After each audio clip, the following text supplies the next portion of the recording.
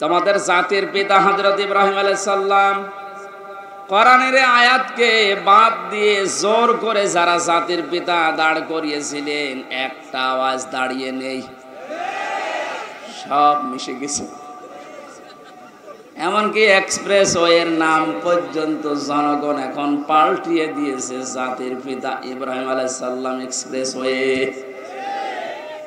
খাবার পাশ দিয়ে একটা রোড গেছে, ইব্রাহিম খলিলুল্লাহ রোড। বাংলাদেশের বহু ব্রিজের নাম, বহু সেতুর নাম, বহু রোডের নাম এখন আমাদের যিনি আসল জাতির পিতা তার নামে নামকরণ অলরেডি হয়ে গেছে। এই জন্য কোরআনের উপরে মাস্তানি করে কিছু চাপিয়ে দিতে যাবে না, ওটা টিকবে না। কথা বলেন না কেন?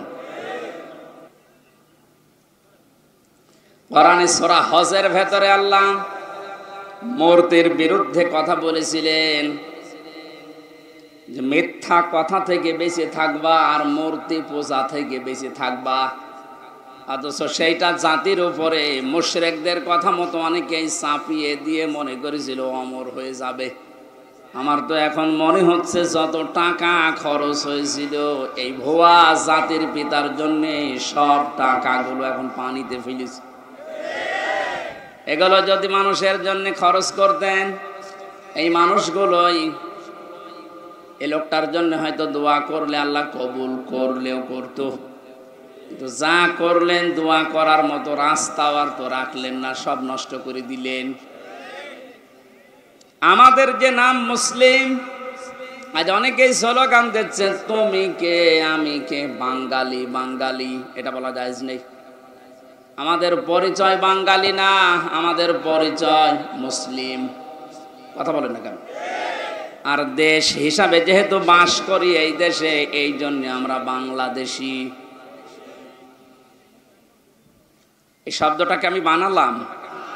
কোরআনে কারিমে আল্লাহ যে আয়াতের মাঝের অংশে জানিয়েছেন হুয়া সাম্মাকুমুল মুসলিমিন, এই যে হুয়া এর ফাইল বা কর্তা হযরত ইব্রাহিম নবী।